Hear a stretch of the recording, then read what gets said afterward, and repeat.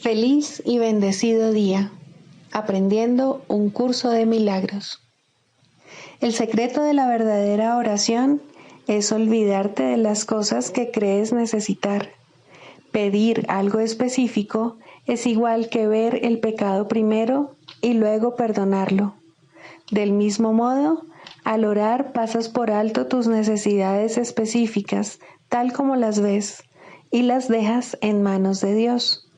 Ahí se convierten en los regalos que le haces, pues le dicen que no antepondrás otros dioses a Él, ni que quieres otro amor que el suyo. Este libro es un comienzo, no un final.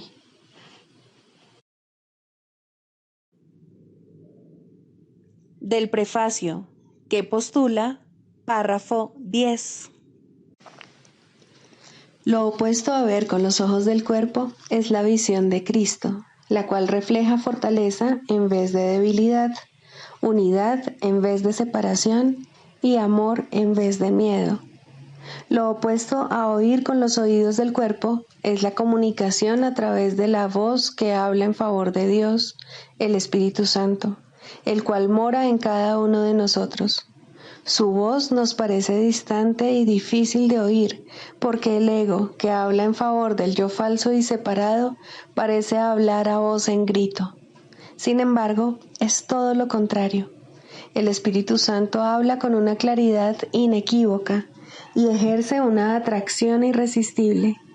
Nadie puede ser sordo a sus mensajes de liberación y esperanza, a no ser que elija identificarse con el cuerpo. Ni nadie puede dejar de aceptar jubilosamente la visión de Cristo a cambio de la miserable imagen que tiene de sí mismo. Introducción. Este es un curso de milagros. Es un curso obligatorio. Solo el momento en que decides tomarlo es voluntario. Tener libre albedrío no quiere decir que tú mismo puedas establecer el plan de estudios. Significa únicamente que puedes elegir lo que quieres aprender en cualquier momento dado. Este curso no pretende enseñar el significado del amor, pues eso está más allá de lo que se puede enseñar.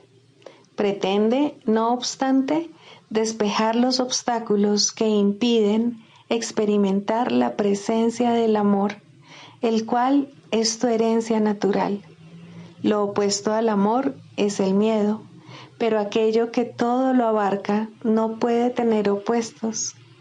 Este curso puede, por lo tanto, resumirse muy simplemente de la siguiente manera.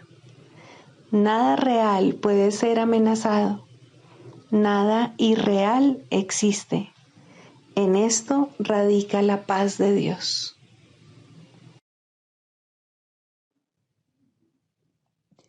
Capítulo 1. El significado de los milagros. Primero, principios de los milagros. Principio 29. Los milagros alaban a Dios a través de ti. Lo alaban al honrar a sus creaciones, afirmando así la perfección de las mismas. Curan porque niegan la identificación con el cuerpo y afirman la identificación con el espíritu.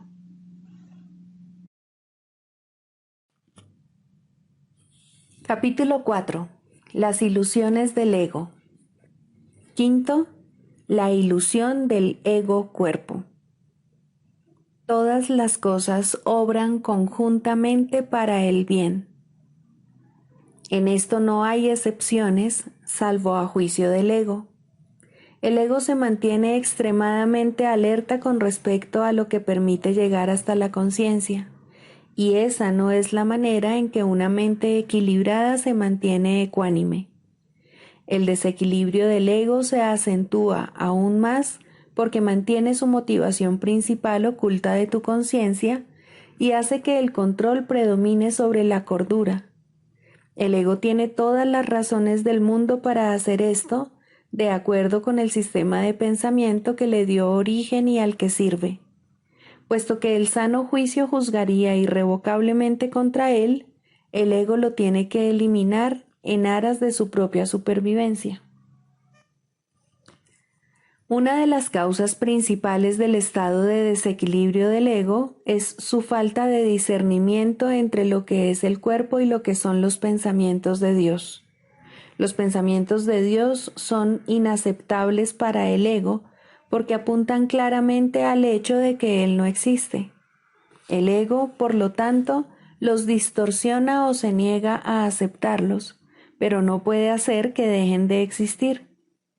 El ego, por consiguiente, trata de ocultar no solo los impulsos inaceptables del cuerpo, sino también los pensamientos de Dios, ya que ambos suponen una amenaza para él.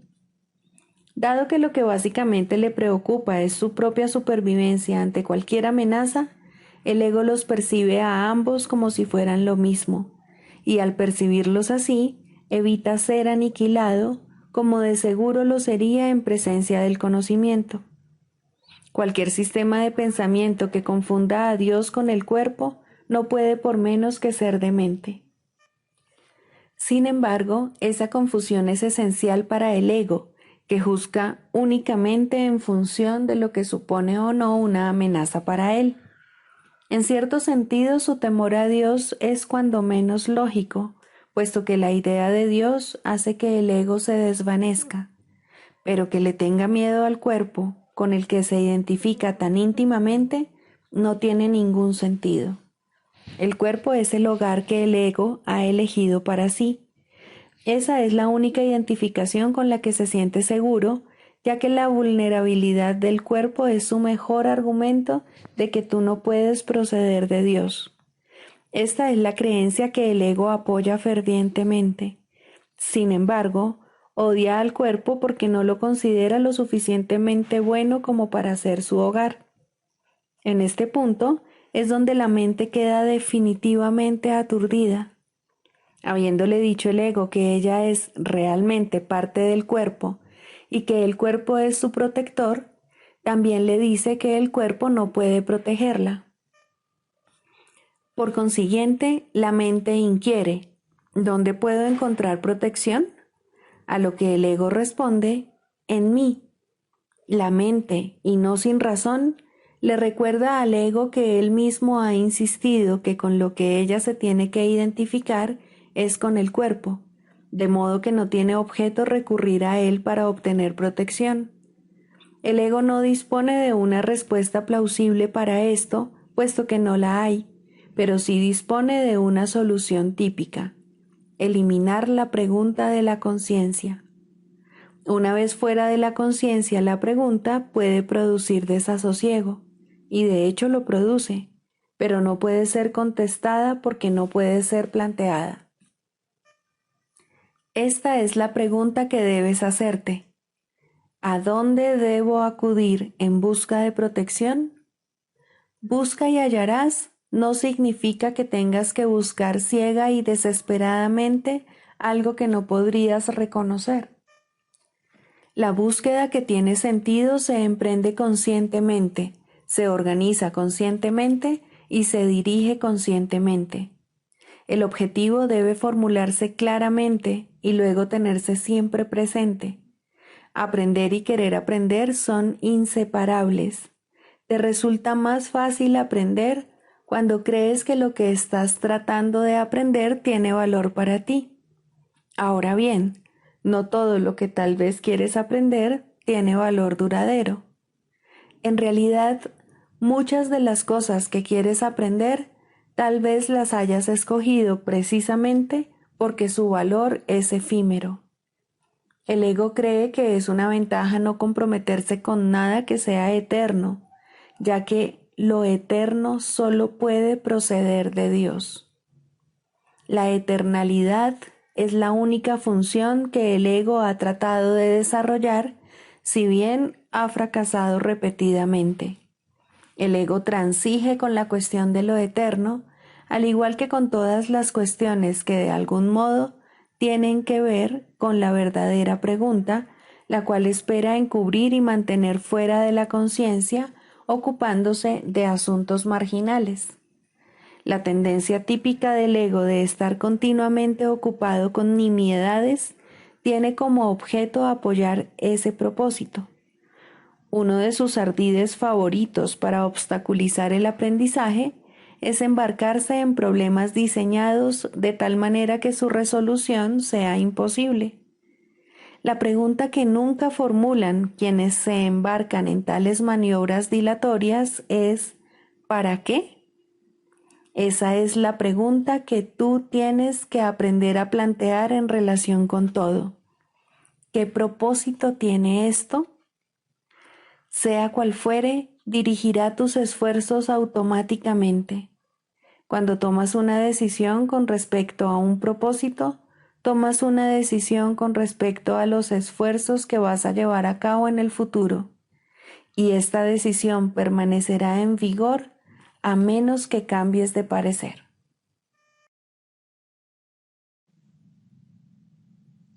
Lecciones finales. Introducción. En nuestras lecciones finales utilizaremos la mínima cantidad de palabras posible. Tan solo las utilizaremos al principio de nuestras prácticas y únicamente para que nos recuerden que lo que buscamos es ir más allá de ellas. Dirijámonos a aquel que nos guía en nuestro camino y que imparte seguridad a nuestros pasos. En sus manos dejamos estas lecciones y de aquí en adelante le entregamos también nuestras vidas, pues no queremos volver a creer en el pecado, que fue lo que hizo que el mundo pareciese un lugar feo e inseguro, hostil y destructor, peligroso desde cualquier punto de vista y traicionero más allá de cualquier esperanza de poder tener confianza o de escapar del dolor. El suyo es el único camino para hallar la paz que Dios nos ha dado. Su camino es el que todo el mundo tiene que recorrer al final, pues este es el final que Dios mismo dispuso. En el sueño del tiempo, este final parece ser algo muy remoto. Sin embargo, en verdad ya está aquí, como un amable guía que nos indica qué camino tomar. Marchemos juntos por el camino que la verdad nos señala, y seamos los líderes de los muchos hermanos que andan en busca del camino, pero que no lo encuentran. Consagremos nuestras mentes a este propósito, poniendo todos nuestros pensamientos al servicio de la salvación. La meta que se nos ha asignado es la de perdonar al mundo. Esa es la función que Dios nos ha encomendado, y lo que buscamos es el final del sueño, no como nosotros queremos que dicho final sea, sino como lo quiere Dios, pues no podremos sino reconocer que todo aquello que perdonamos es parte de Dios mismo, y así su recuerdo se reinstaurará en nosotros completamente y en su totalidad. Nuestra función es recordarlo a Él aquí en la tierra, tal como se nos ha dado ser su propia compleción en la realidad. No nos olvidemos, por lo tanto, de que nuestro objetivo es uno que compartimos, pues en ese recordar es donde radica el recuerdo de Dios y lo que nos señala el camino que conduce hasta Él y hasta el remanso de su paz. ¿Cómo no vamos a perdonar a nuestro hermano, que es quien nos puede ofrecer esto? Él es el camino, la verdad y la vida que nos muestra el sendero. En Él reside la salvación que se nos ofrece a través del perdón que le concedemos. No terminaremos este año sin el regalo que nuestro Padre le prometió a su Santo Hijo. Hemos sido perdonados y nos encontramos a salvo de toda la ira que le atribuíamos a Dios y que después descubrimos no era más que un sueño. Se nos ha restituido la cordura en la que comprendemos que la ira es una locura, el ataque algo demente y la venganza una mera fantasía pueril. Nos hemos salvado de la ira porque nos dimos cuenta de que estábamos equivocados. Eso es todo. ¿Y se encolerizaría un padre con su hijo porque éste no hubiese comprendido la verdad?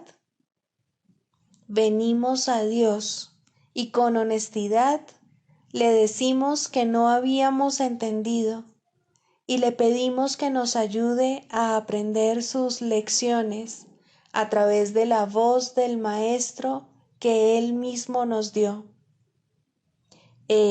¿Iba acaso Dios a hacerle daño a su Hijo?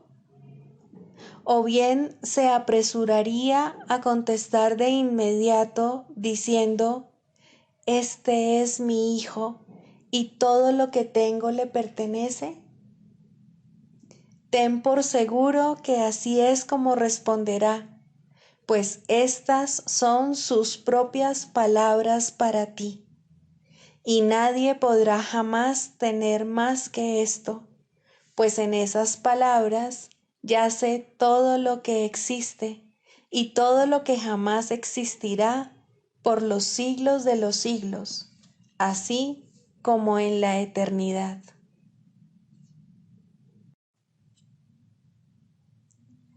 Y si necesito una palabra de aliento, Él me la dará. Si necesito un pensamiento, Él me lo dará también.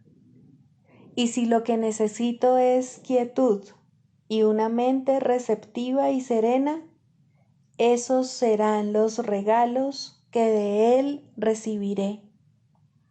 Él está a cargo a petición mía, y me oirá y contestará, porque Él habla en nombre de Dios mi Padre y de su Santo Hijo.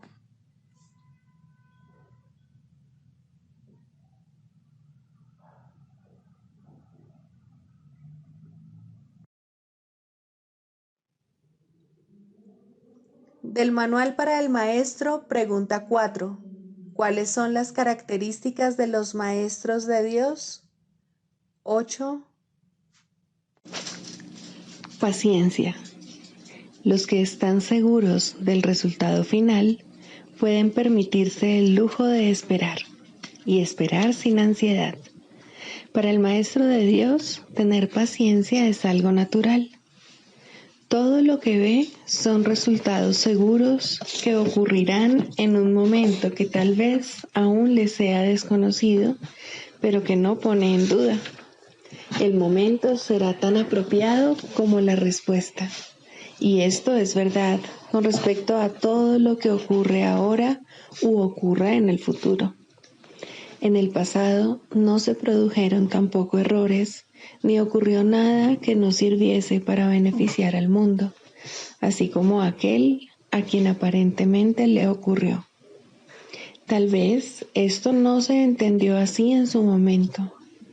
Con todo, el Maestro de Dios está dispuesto a reconsiderar todas sus decisiones pasadas, si éstas le están causando dolor a alguien. Tener paciencia es algo natural para aquellos que tienen confianza. Seguros de la interpretación final de todas las cosas en el tiempo, ningún resultado, ya visto o por venir, puede causarles temor alguno.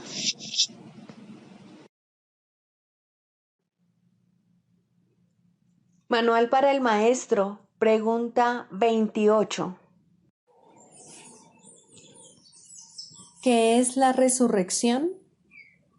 La resurrección, dicho llanamente, es la superación de la muerte o el triunfo sobre ella. Es un redespertar o renacimiento, un cambio de parecer con respecto al significado del mundo. Es la aceptación de la interpretación del Espíritu Santo con respecto al propósito del mundo, la aceptación de la expiación en uno mismo. Es el fin de los sueños de aflicción y la jubilosa conciencia del sueño final del Espíritu Santo. Es el reconocimiento de los dones de Dios. Es el sueño en el que el cuerpo opera perfectamente al no tener otra función que la de ser un medio de comunicación.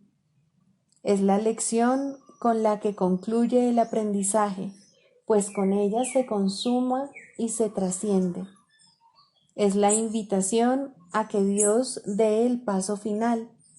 Es el abandono de cualquier otro propósito, cualquier otro interés, cualquier otro deseo o cualquier otro empeño.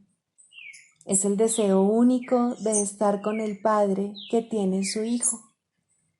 La resurrección, al ser la afirmación de la vida, es la negación de la muerte. De esta manera, la forma de pensar del mundo se invierte por completo. Ahora se reconoce que la vida es la salvación y cualquier clase de dolor o aflicción se percibe como el infierno. Ya no se le teme al amor, sino que se le da jubilosamente la bienvenida. Los ídolos han desaparecido y el recuerdo de Dios brilla en el mundo sin ninguna obstrucción. Se ve la faz de Cristo en toda cosa viviente y no se mantiene nada en la oscuridad, excluido de la luz del perdón. Ya no quedan pesares sobre la tierra, el júbilo del cielo ha descendido sobre ella. Ahí termina el programa de estudios. De ahí en adelante no habrá necesidad de más instrucciones. La visión ha sido totalmente corregida y todos los errores han sido deshechos. El ataque no tiene sentido y la paz ha llegado. Se ha alcanzado la meta del programa de estudios. Los pensamientos se dirigen hacia el cielo y se apartan del infierno. Todo anhelo queda satisfecho, pues, ¿qué queda ahora que no tenga respuesta o que esté incompleto? La última ilusión se extiende sobre el mundo, perdonándolo todo y sustituyendo todo ataque. Se ha logrado la inversión total. No queda nada que contradiga la palabra de Dios. No hay nada que se oponga a la verdad. Y ahora, por fin, la verdad puede llegar. Cuán pronto vendrá cuando se le invite a entrar y a envolver semejante mundo. Todos los corazones palpitantes se encuentran tranquilos y llenos de gran expectación, porque la hora de lo eterno está por llegar. La muerte no existe. El Hijo de Dios es libre, y en su libertad radica el fin del miedo. Ya no quedan en la tierra lugares ocultos que puedan dar refugio a ilusiones enfermizas, a sueños de temor o a percepciones falsas del universo. Todas las cosas se ven en la luz, y en la luz se transforma y se comprende su propósito. Y nosotros, los hijos de Dios, nos levantamos del polvo y contemplamos nuestra perfecta impecabilidad. El canto del cielo se escucha por todo el mundo a medida que éste es elevado y conducido a la verdad.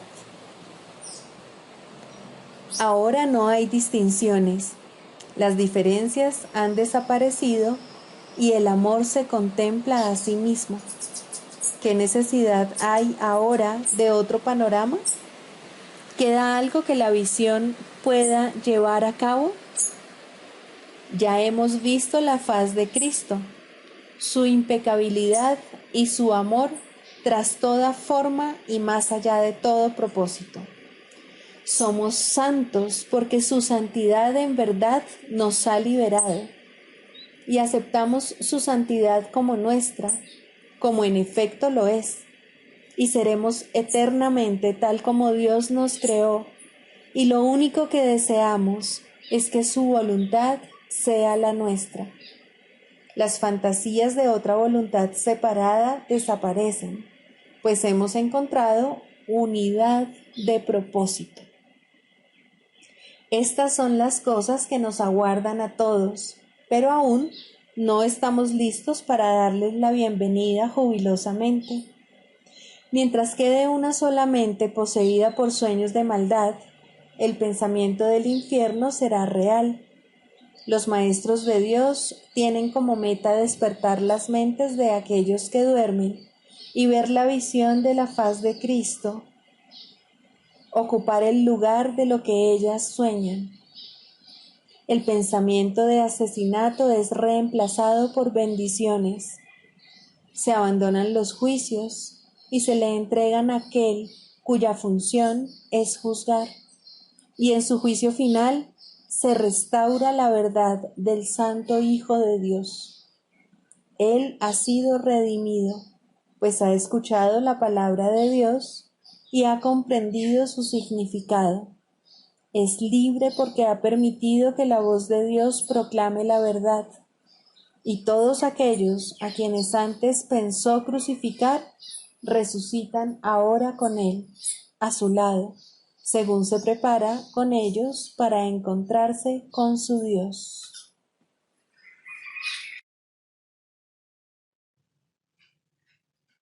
Clarificación de términos. El perdón, la faz de Cristo. El perdón es el medio que nos lleva a Dios y que nos permite alcanzarle, mas es algo ajeno a Él. Es imposible concebir que algo creado por Él pueda necesitar perdón. El perdón, entonces, es una ilusión, pero debido a su propósito, que es el del Espíritu Santo, hay algo en ella que hace que sea diferente. A diferencia de las demás ilusiones, nos aleja del error en vez de acercarnos a él. Al perdón podría considerársele una clase de ficción feliz, una manera en la que los que no saben pueden salvar la brecha entre su percepción y la verdad. No pueden pasar directamente de la percepción al conocimiento, porque no creen que esa sea su voluntad. Esto hace que Dios parezca ser un enemigo en lugar de lo que realmente es, y es precisamente esta percepción de mente la que hace que no estén dispuestos a simplemente ascender y retornar a Él en paz. Y de este modo necesitan una ilusión de ayuda, porque se encuentran desvalidos, un pensamiento de paz porque están en conflicto. Dios sabe lo que su Hijo necesita antes de que Él se lo pida. Dios no se ocupa en absoluto de la forma, pero al haber otorgado el contenido, su voluntad es que se comprenda, y eso basta. Las formas se adaptan a las necesidades, pero el contenido es inmutable, tan eterno como su creador. Antes de que el recuerdo de Dios pueda retornar, es necesario ver la faz de Cristo. La razón es obvia. Para ver la faz de Cristo se requiere percepción. El conocimiento no es algo que se pueda ver, pero la faz de Cristo es el gran símbolo del perdón. Es la salvación. Es el símbolo del mundo real. El que la ve deja de ver el mundo. Está tan cerca ya del umbral del cielo como es posible estar mientras aún esté afuera. Mas desde ahí Un paso más basta para entrar. Es el paso final y ese se lo dejamos a Dios. El perdón es un símbolo también, pero en cuanto que símbolo exclusivo de la voluntad del Padre, no puede ser dividido. Y así, la unidad que refleja se convierte en su voluntad. Eso es lo único que aún está en el mundo en parte y que, al mismo tiempo, es el puente que conduce al cielo. La voluntad de Dios es lo único que existe. Lo único que podemos hacer es pasar de la nada al todo, del infierno al cielo. ¿Es esto una jornada? No, en verdad no lo es, pues la verdad no va a ninguna parte. Pero las ilusiones cambian según el lugar o la época. El paso final no es más que otro cambio. Por ser una percepción, es en parte irreal. Sin embargo, esa parte desaparecerá. Lo que entonces quedará será la paz eterna y la voluntad de Dios. Ahora ya no hay deseos, pues los deseos cambian. Incluso lo que una vez se deseó puede volverse indeseable. Esto es así porque el ego jamás puede estar en paz.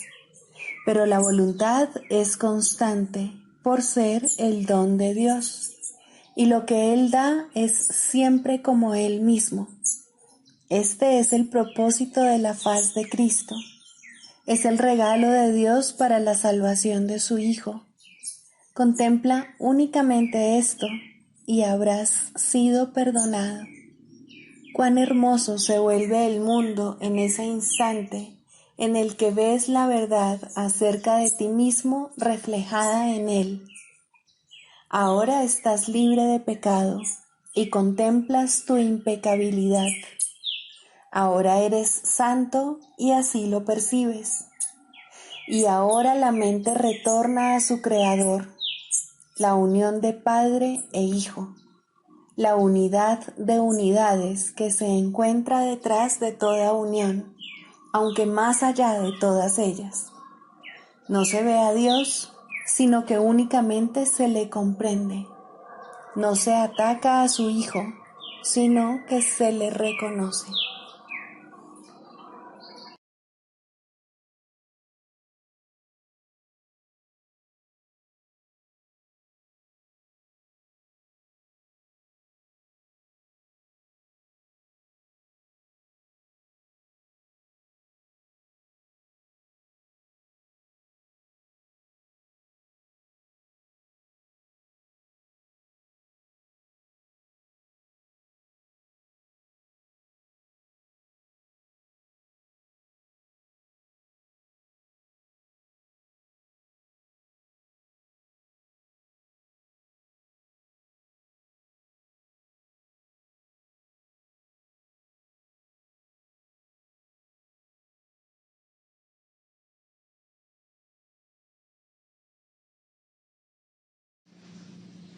El proceso de la psicoterapia.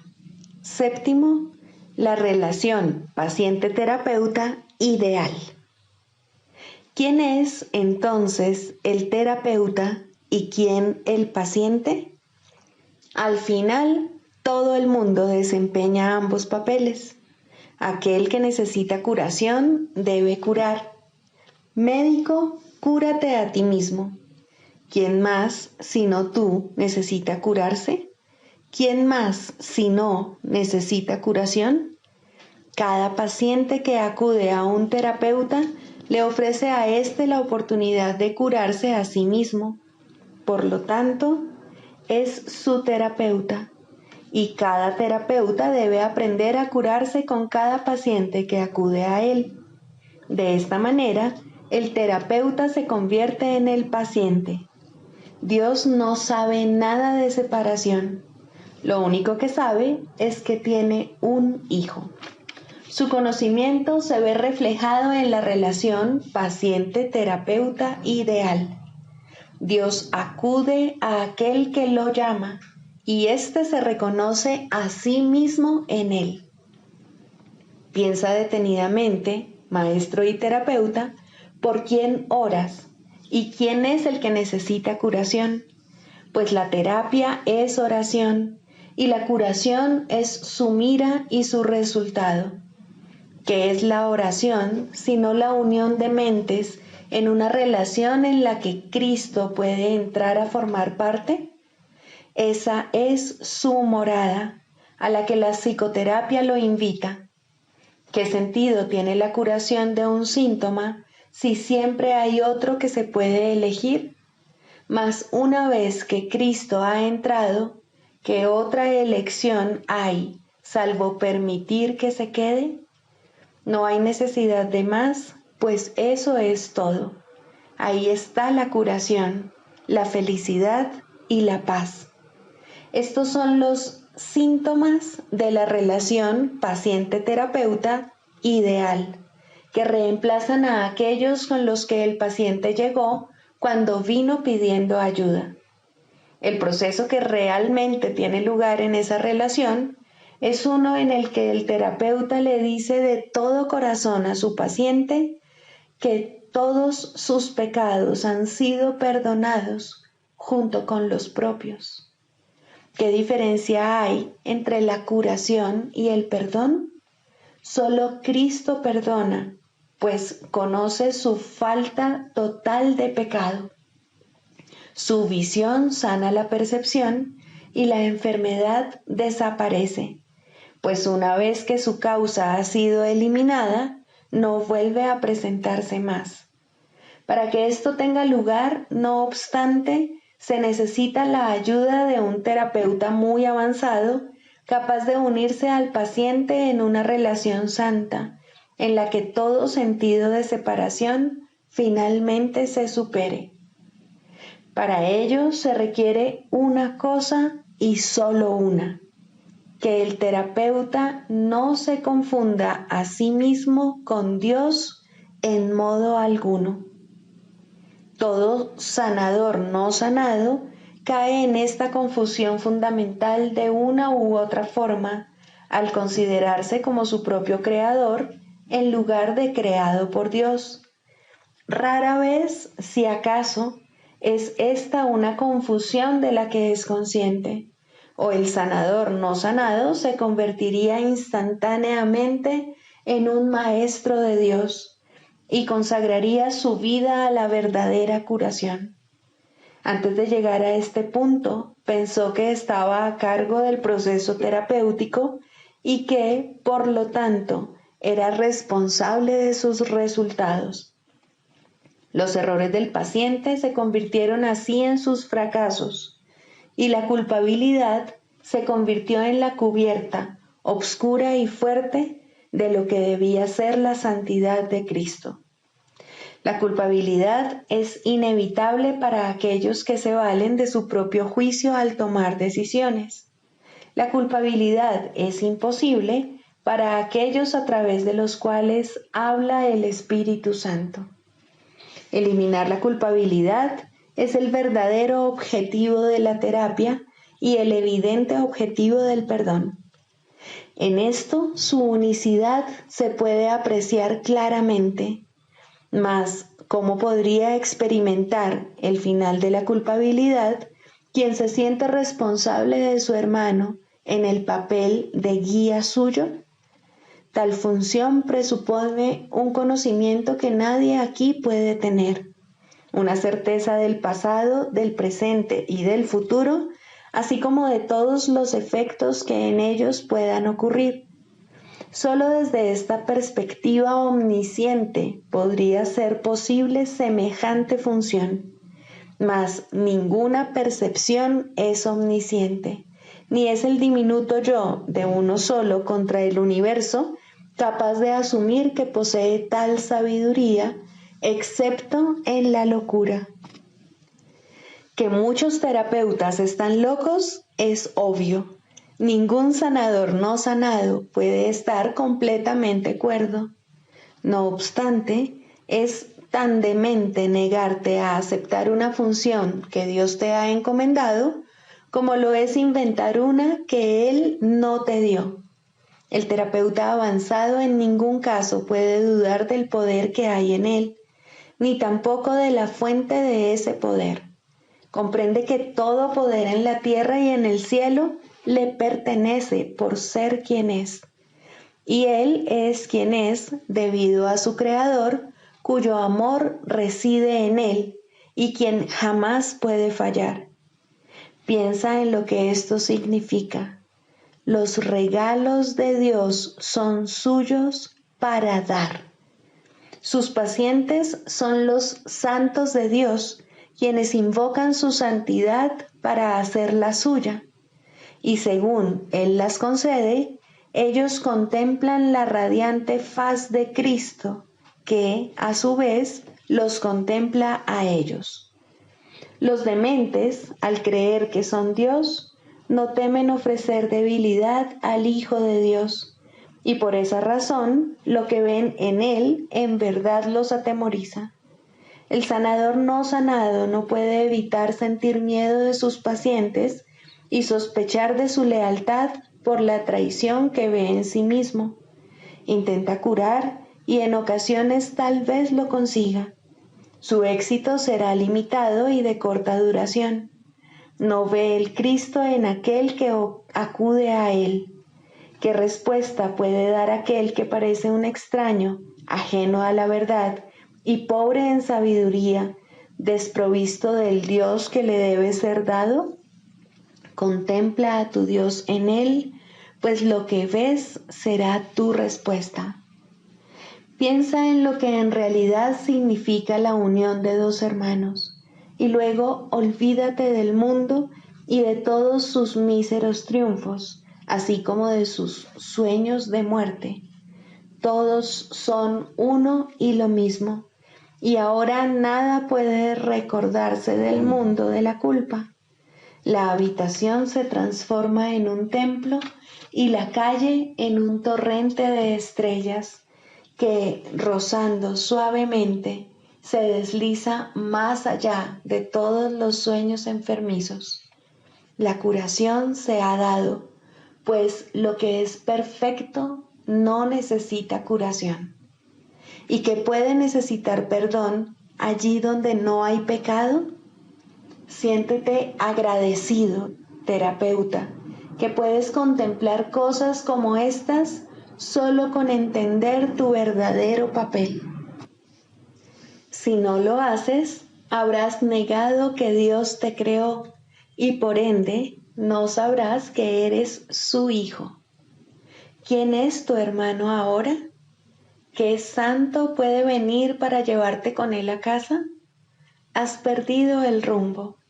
¿Cómo puedes ahora esperar ver en él una respuesta que te has negado a dar? Cura y cúrate. No hay otra alternativa que pueda jamás conducir a la paz. Deja entrar a tu paciente, pues viene a ti de parte de Dios. ¿No es acaso su santidad suficiente para despertar en ti tu memoria de Él? El canto de la oración. Primero, la causa de la enfermedad. No confundas el efecto con la causa, ni pienses que la enfermedad se encuentra aparte y separada de lo que no puede sino ser su causa. La enfermedad es una señal, una sombra de un pensamiento malvado que parece ser real y justo, de acuerdo con las normas de este mundo. Es la prueba externa de pecados internos y da testimonio de pensamientos rencorosos que hieren y procuran hacer daño al Hijo de Dios.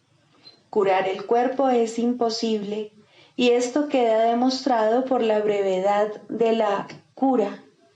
El cuerpo acabará muriendo de todas maneras y así lo único que hace su curación es demorar su retorno al polvo de donde nació y al que volverá.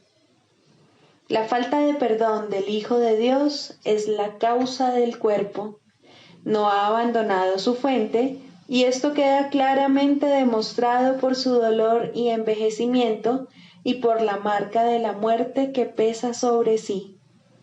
El cuerpo les parece temeroso y frágil a quienes piensan que sus vidas están bajo su mandato y vinculadas a su inestable y nimio aliento.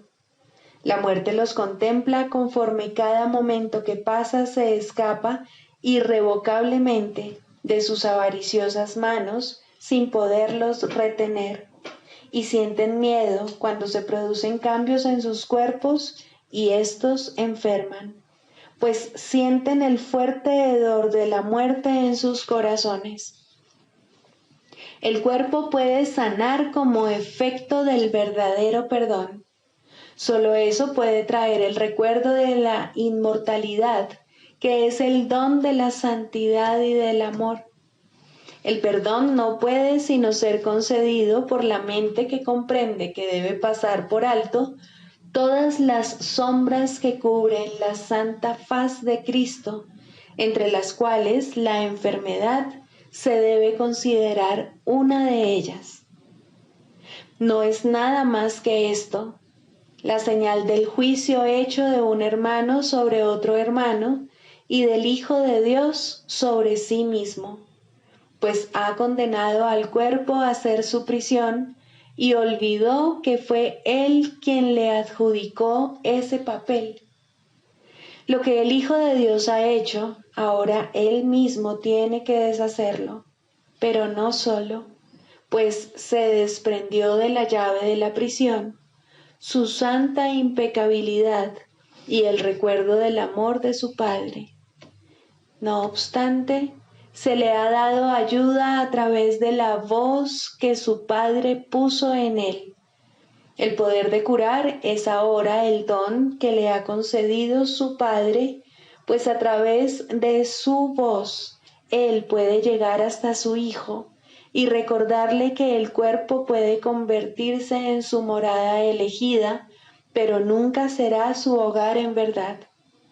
Es necesario distinguir, por lo tanto, entre la verdadera curación y su defectuosa contraparte. El mundo de los opuestos es el lugar de la curación, pues, ¿qué podría necesitar curación en el cielo?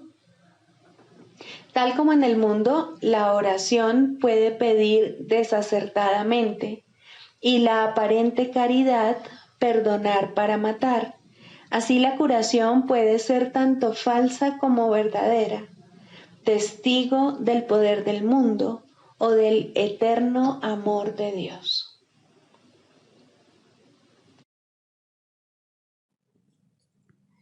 Sigamos a Jesús haciendo del perdón algo tan natural como respirar y algo tan vital como el aire. Amén.